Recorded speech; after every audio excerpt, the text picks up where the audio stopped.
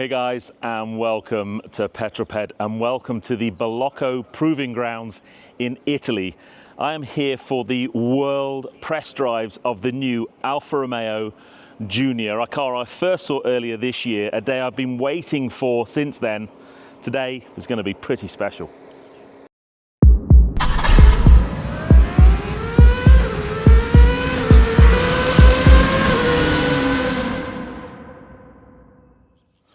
Well, the sun is shining and it is awesome to be here in Italy at the Balocco Proving Ground.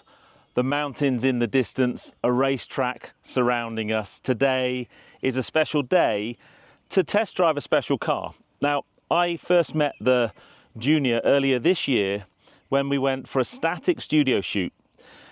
And those studio shoots are always a little bit frustrating because you get to see the aesthetics of a car. You get a briefing that tells you all about how it drives and what the performance is like and what the range is like, but you never actually get to turn a wheel. But that's why we're here today. First up, I think the styling of this car is on point for me. I'm a big fan. My video had a mix of people who liked it and the more traditional Alfa Romeo enthusiasts that weren't that keen, especially the fact this is an all EV platform. But at that press event, Alfa Romeo promised that this car would drive like an Alfa Romeo, and that's why we're here. We're going to head out onto the handling circuit here, which is very, very special access. Normally you only get to drive that if you're an Alfa Romeo test driver, and then we're going to get to put it around a racetrack. I know not many people are going to race one of these, they're not going to track day one of these, but for me that's the ultimate test of this car's handling.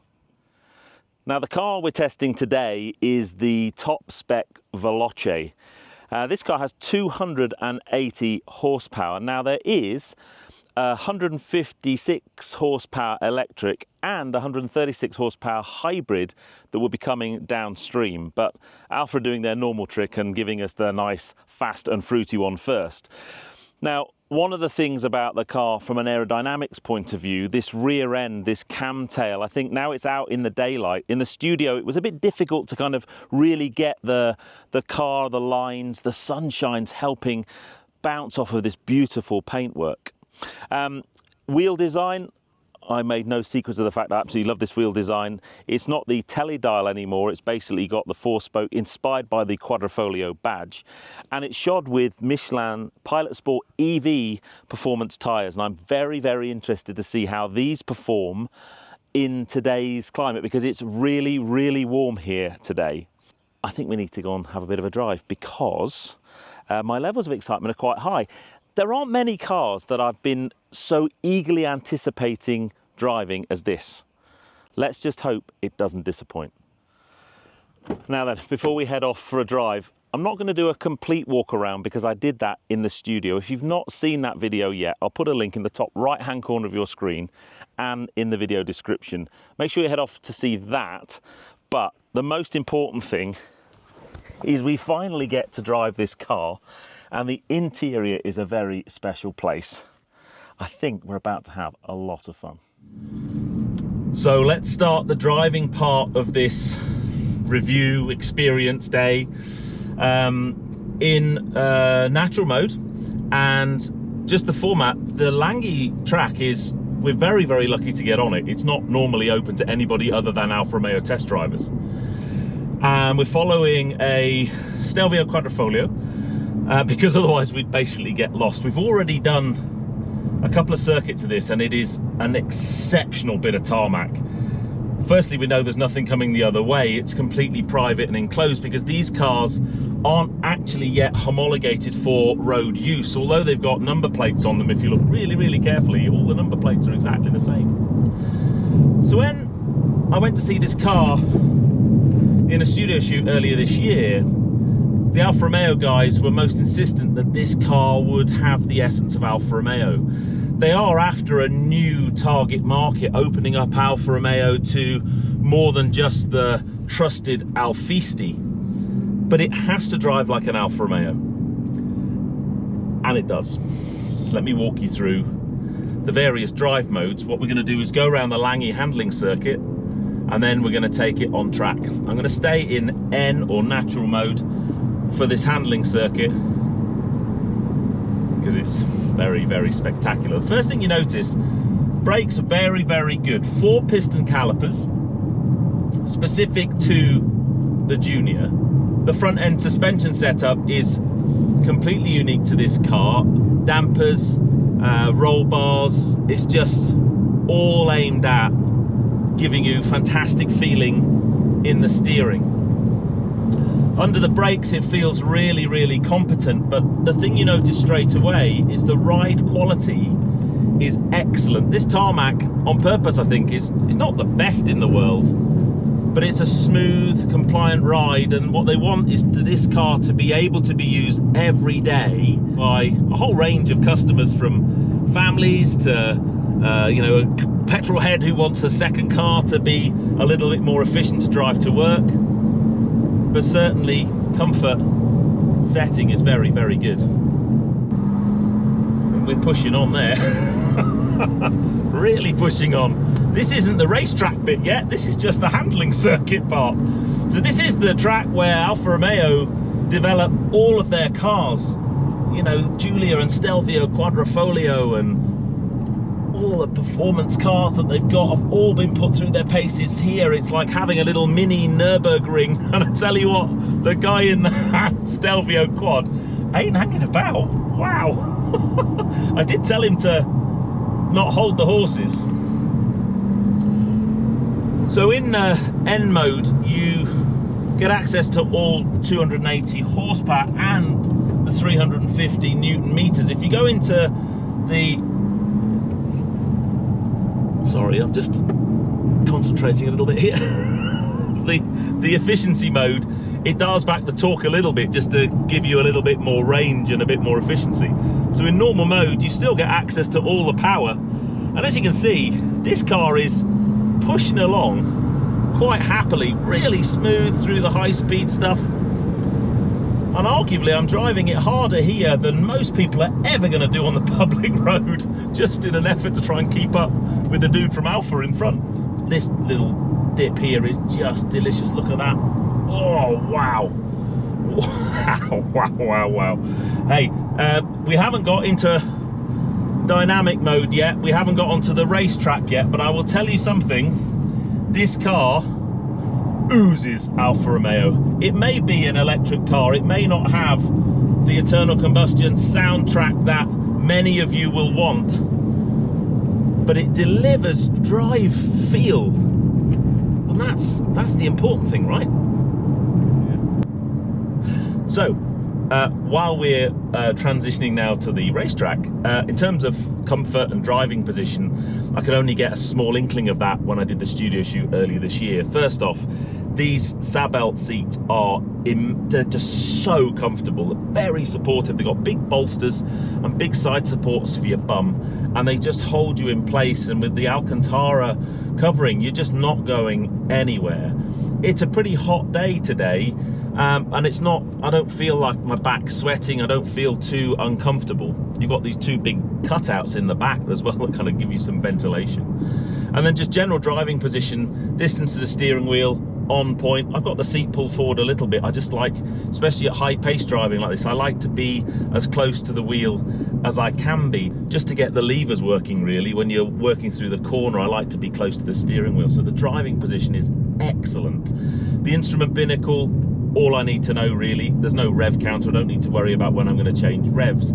Clearly, I've got a speed indicator, which isn't a great deal of use today, because although there are technically speed limits here, it doesn't seem like the Escort test drivers are really adhering to those very much. And then from an infotainment point of view, I'm not really going to have much opportunity to test the infotainment, but I like the way it's tilted towards me. It gives me a feeling like the cockpit's all focused around me as a driver, which I think is really, really important.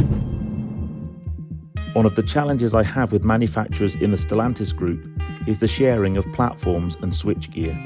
I understand that this helps reduce cost, but I think it makes it much more difficult for manufacturers to differentiate the cars from other manufacturers in the group.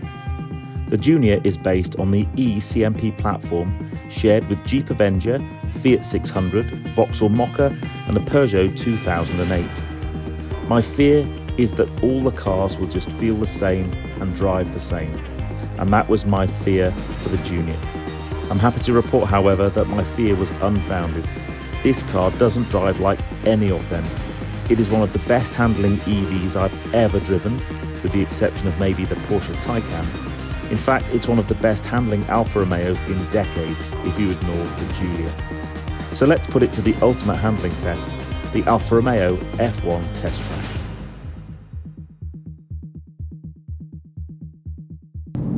Okay, welcome to the Balocco racetrack. I'm going to go up into dynamic mode.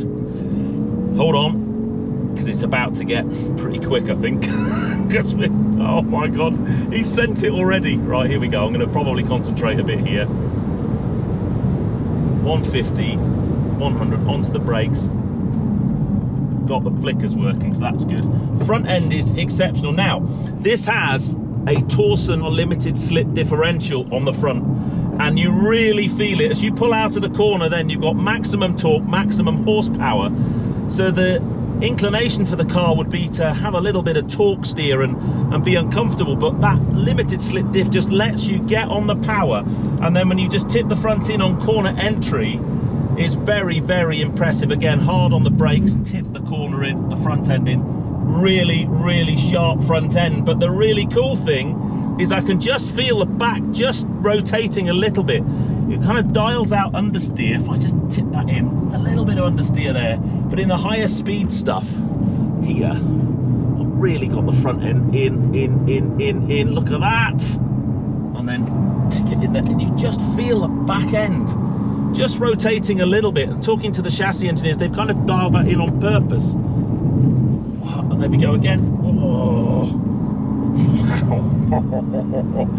Now, I haven't driven many EVs around a racetrack, and when you do, it's a very different experience.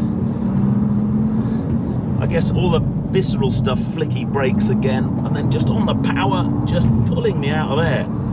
And then this is a high speed one. Remember this from the last time when I was here with the Tonali Fev, and then flat down 160. This car will top over 200 kilometers an hour. That's 180 kilometers an hour into this braking zone, and then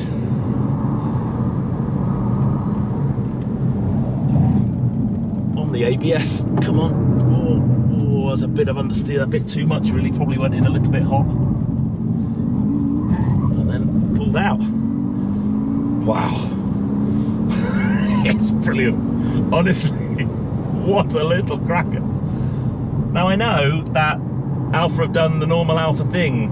They're doing the test drives and launching with the top spec car, with the Veloce, 280 horsepower. So the lower horsepower one, I'm sure that will be the one most people buy. But this has just a great dynamic drive to it. I think that the looks, when I saw it in the studio, I thought it looks fast, it looks dynamic. I know it's the kind of, it's not the sports car shape some of the Alfisti will want, but it's not just a dialed up Vauxhall Mocha. It's really not.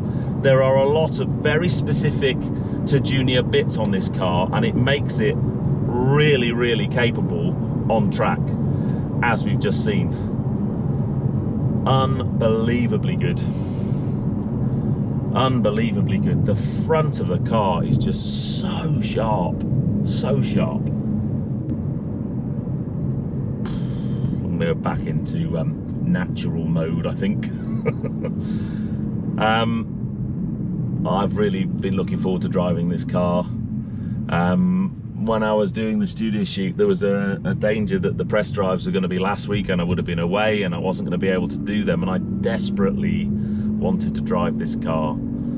It's an EV for me that I think delivers on the looks front, and I know there'll be many people out there, especially the Alfisti guys, that will go, oh, it's not got a petrol engine. There is a hybrid variant, but yes, it's an EV. We are in the world of all EV, whether you like it or not. That's where we are at the moment. Whether things change in the future, we will see.